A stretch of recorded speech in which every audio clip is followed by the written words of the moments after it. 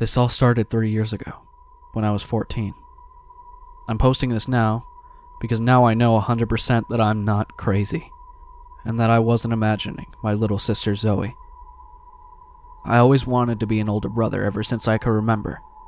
When I was 7, that dream of mine finally came true, when my mom gave birth to a perfectly healthy and very real little girl.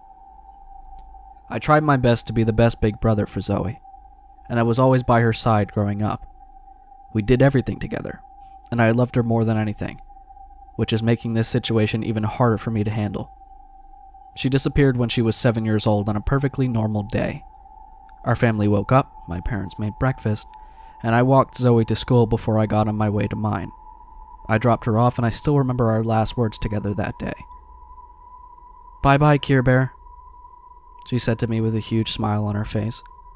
"When will you stop calling me that stupid nickname?" I said jokingly back to her. "Anyways, you better hurry up to school, Zoe. Love you. Don't get into any trouble. I'll see you when I come pick you up." And that would be the last time that I ever saw Zoe. I went through my school day with nothing out of the ordinary happening. I didn't pay attention to any of my classes, and I was dozing off as usual. Before I knew it, classes were over, and I went to meet my friend Noah, who I always walked back from school with. Noah always stuck around me for some reason, so he'd always come with me to pick up Zoe from school with me before we headed home. We were taking our usual route, and I started to turn onto the street where my little sister's school was. "Yo, where are you going, man?" Noah asked me, confused. "What are you talking about? I'm going to pick up Zoe," I said.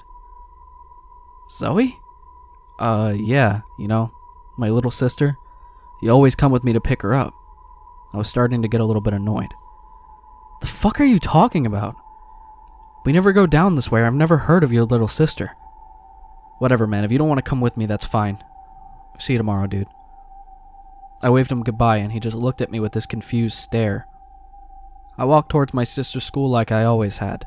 I stopped outside the school and noticed right away that I couldn't see Zoe anywhere.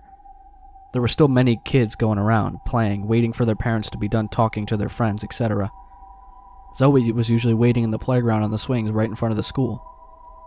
I was confused by this, and wondered if my parents picked her up somehow or she was brave and decided to walk home by herself today. I looked around a bit more, and with still no sign of her, I decided that she was probably home by now. I started feeling sick to my stomach.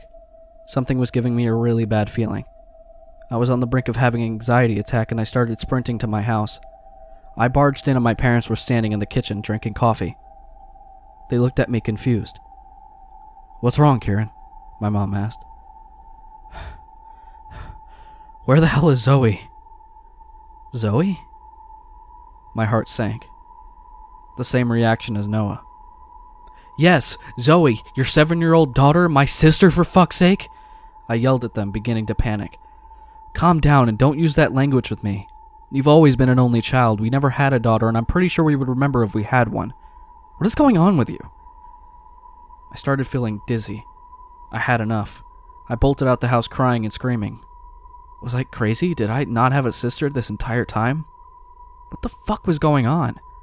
I remember hearing my parents calling me after I was stumbling along the sidewalk. I ignored them. I blacked out soon after. I woke up in the hospital the next day with my parents next to me. According to the doctors, I fell too hard on the sidewalk and was knocked out unconscious.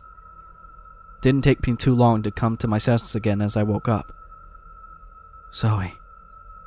I started to go into hysterics again, screaming for my little sister to come back, screaming at something, anything to bring her fucking back to us. Kieran, everything is okay. We're here for you now. Calm down," my mom said, trying to comfort me, obviously terrified of me screaming for a daughter that she didn't even remember existed.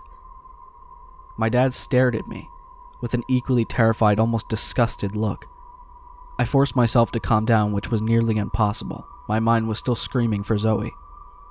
The hatred I had for my parents and everyone for not remembering my sister at that moment was immeasurable. My parents drove me home, and there was nothing but silence. When we got home, they sat me down and bombarded me with questions about who the hell I was talking about.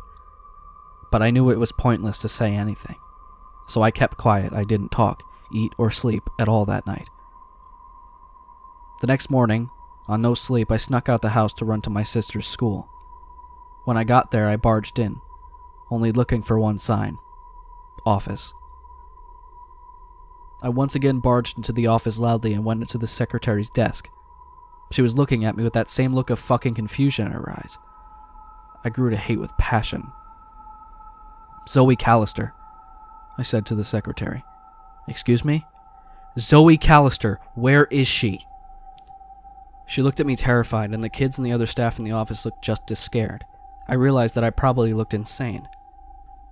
"Listen, I'm sorry, I didn't mean to yell, but do you know where my sister Zoe Callister is? She goes to this school." I'm sorry, but there's no one in this..." "Yes, there fucking is, for fuck's sake, and you better tell me where she is right now." This was the point where the school security barged in and took hold of me. I gave in, just wanting to disappear into nothingness and die. "This behavior needs to stop right now, Kieran, and I'm not joking. This is beyond ridiculous," my dad scolded me. "Sweetheart, we love you, but we hate to see you like this. You have never in your life had a sister, Kieran. You have to stop doing this. We decided that we're going to put you in counseling." I just stared at the ground, knowing that saying anything in retort would get me nowhere, and I grudgingly agreed to being put into counseling. Fast forward 3 years, and I had mostly accepted my sister's disappearance, though I didn't believe for 1 second that she never existed. My parents became more and more distasteful towards me as I sunk into depression and went into a life full of drugs and alcohol. I would still go to those pointless therapy sessions that didn't get me anywhere. There is nothing in this world that can convince me that I was just fucking imagining my sister.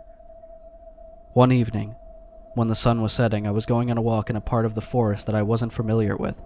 I did not feel like going back home anytime soon. I took another swig of the vodka bottle that was in my hand, and this is when I saw something that made my heart skip a beat. Laying there under the leaves was a stuffed animal I immediately recognized. "Zoe," I immediately thought to myself again. I ran as fast as I could and uncovered the stuffed animal, as I thought it was the pink teddy bear that I gave to Zoe for her 5th birthday. I remembered something that I did back then when I got this for her, and I immediately turned the bear around and opened the tag that was still attached to the back. To Zoe, from Care Bear.